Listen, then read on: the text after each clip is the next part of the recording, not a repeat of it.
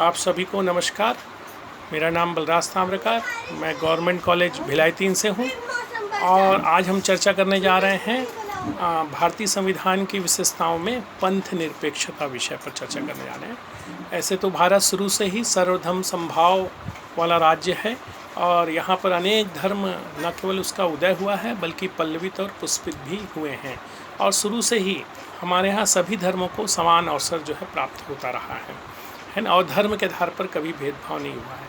फिर भी इसकी मूल भावनाओं को दृष्टिगत रखते हुए हमारे संविधान निर्माताओं ने जो है इस मूल भावना को संविधान की प्रस्तावना में रखा और 42वें संविधान संशोधन 1976 के तहत इसे हमारे प्रस्तावना में पंथ निरपेक्ष शब्द को हमारे यहाँ रखा गया है।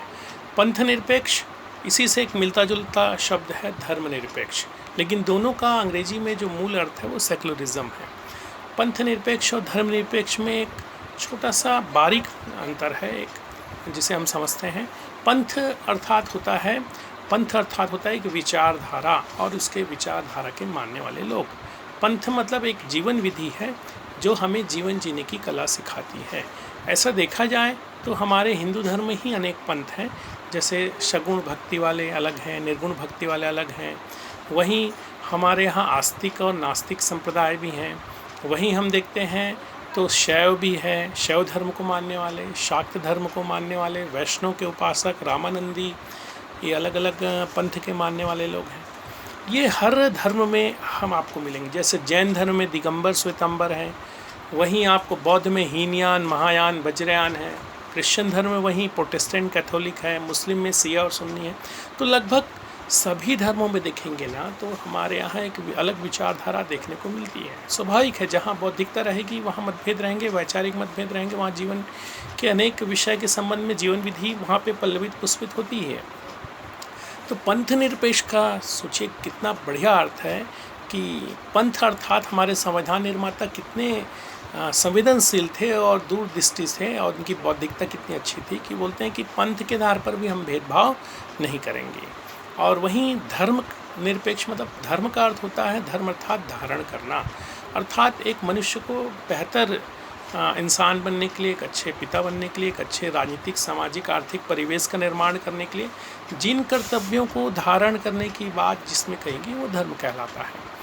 देखिए, पंथ जो है एक विचारधारा है और अनेक पंथ में जब उसी पंथ में अनेक सिद्ध महात्मा, ऋषि मुनि, चिंतक होते हैं और धर्म का जब बहुत ज़्यादा प्रचार प्रसार होता है तब जाकर वो एक और उसमें अनेक धर्म ग्रंथ किताब लिखे जाते हैं, तब वो एक बड़ा रूप लेकर वो धर्म का रूप जो है धारण करता है। हमारे यहाँ आपको बता दूं, पंथ का होना बहुत अच्छी बात है। एक लोकतंत्र में एक विकसित लोकतंत्र के लिए, सभ्य लोकतंत्र के लिए पंथ होना बहुत ज़रूरी है, क्योंकि जिस प्रकार हम जब चुनाव में जाते हैं तो चुनाव में हमारे पास अनेक विकल्प होते हैं और एक योग्य उम्मीदवार का हम चयन करते हैं। उसमें भी लोकतंत्र में एक स्वस्थ लोकतंत्र के विकास हेतु एक व्यक्ति के पास बहुत सारे विकल्प होते हैं कि कौन से पंथ का चुनाव करके वो अपने जीवन को एक सफल बनाए और बेहतर जीवन वो जी सके और अपने जीवन के लक्ष्य को प्राप्त कर सके। तो इसलिए पंथ का होना बहुत ज़रूरी है। पंथ अर्थात संप्रदाय का होना बहुत ज़रूरी है। संप्रदाय होना बहुत अच्छी बात है, क्योंकि एक ही पंथ के मानने वाले एक संप्रदाय के माने। संप्रदायवाद, जब वाद उसमें जुड़ता है ना, तब वो थोड़ा सा देश के लिए नुकसानदायक। संप्रदायवाद अर्थात मेरा जो विचार है, मेरा पंथ वो श्रेष्ठ है, ऐसी मान्यता होना और अपने धर्म, अपने पंथ को ही श्रेष्ठ मानना, यहीं से जो है द्वंद्व, संघर्ष और टकराव शुरू होता है। ठीक है, तो इस तरह से हम आज संप्रदाय की भी अवधारणा को समझ लेते हैं। तो सोचिए, हमारे संविधान निर्माता धर्म नहीं बल्कि पंथ निरपेक्ष की बात करते हैं। कितनी सूक्ष्म अवधारणा है ये कि हम पंथ के आधार पर भी किसी व्यक्ति के साथ भेदभाव नहीं करेंगे। अब जब हमारे संविधान निर्माता इस पंथ निरपेक्ष की जो कॉन्सेप्ट है, उस अवधारणा को लेकर जब अंग्रेजी शब्द खोजने गए तो वहाँ पे कोई ऐसा शब्दकोश में जो है ब्रिटिश शब्दकोश में कोई भी ऐसा नहीं मिला जो इस मूल भावना के अनुरूप। इससे मिलता जुलता एक शब्द मिला, सेकुलरिज्म। सेकुलरिज्म अर्थात होता है धर्म, उसमें जो अर्थ दिया हुआ है धर्म को ना मानने वाला, धर्म विरोधी, धर्म के प्रति उदासीन, नास्तिक, ऐसा शब्द दिया गया है। चूँकि हमारी मजबूरी थी और इससे मिलता जुलता कोई शब्द नहीं था, तो हम लोगों ने उसके पर्याय के रूप में सेकुलरिज्म शब्द को हमने लिया, लेकिन हम जो है पंथ निरपेक्ष जो है, यह हमने इसकी सकारात्मक अवधारणा को हमने इसको स्वीकार किया है। पंथ निरपेक्षता का जो मूल जो अवधारणा ये 4 बिंदुओं पर आधारित है, जिसमें पहला ये भारत घोषणा करता है कि हम एक पंथ निरपेक्ष देश हैं। हमारे संविधान में घोषणा की जाती है कि हम एक पंथ निरपेक्ष देश हैं, अर्थात भारत का कोई राजधर्म नहीं होगा, अर्थात भारत की शासन व्यवस्था किसी धर्म के अनुसार नहीं चलेगी। दूसरी इसमें मुख्य बात है, भारत में निवास करने वाले प्रत्येक नागरिक को किसी भी धर्म को अंतःकरण करने और अबाध रूप से मानने और प्रचार प्रसार करने की पूरी आज़ादी होगी। ये महत्वपूर्ण बात है। तीसरी बात यह है, भारत में निवास करने वाले प्रत्येक नागरिक को हमारे यहाँ प्रत्येक नागरिक के साथ धर्म के आधार पर कोई भेदभाव नहीं किया जाएगा और सभी व्यक्ति को अपने धर्म को प्रचार प्रसार करने की पूरी आज़ादी हमारे यहाँ दी जाएगी। और अगली इसका जो मुख्य बात यह है कि हमारे यहाँ सरकार का संबंध व्यक्ति और व्यक्ति के मध्य संबंधों से होगा, न कि व्यक्ति और धर्म।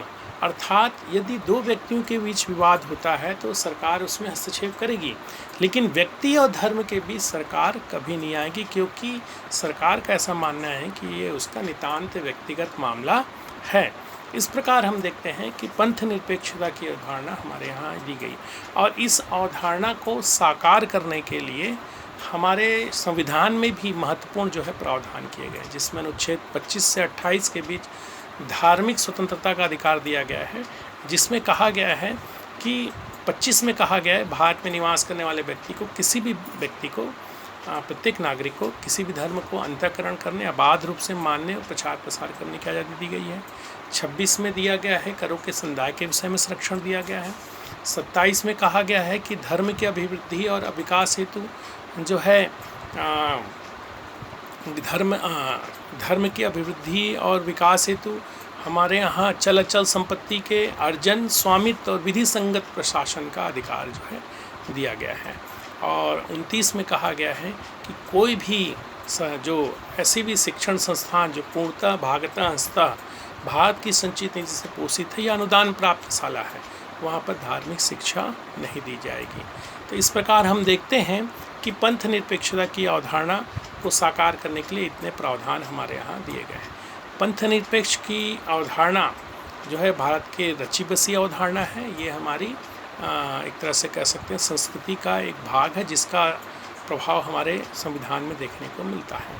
समय समय पर ऐसे, चूँकि भारत अनेक बहुसांस्कृतिक बहुधार्मिक जो है हमारा राष्ट्र रहा है और अनेकता में एकता हमारी जो है पहचान भी रही है, लेकिन समय समय पर कुछ ऐसे जो है आतताई बोल सकते हैं या ऐसे विघ्न संतोषी बोल सकते हैं, जो धर्म के आधार पर जो है फूट डालकर मतभेद पैदा करने का प्रयास जरूर करते हैं, लेकिन हमारी संस्कृति की जड़ें काफ़ी मजबूत हैं। ऐसे झंझावात आते रहते हैं, लेकिन आज भी पंथ निरपेक्षता की मूल भावना हमारे यहाँ मजबूत है, जड़ें जमाए हुए हैं और भविष्य में भी ये ऐसी रहेंगी। और एक हम श्रेष्ठ पंथ निरपेक्ष और धार्मिक सहिष्णुता पर आधारित एक राष्ट्र बनने में कामयाब हुए, हमारी पहचान बनी है। धन्यवाद।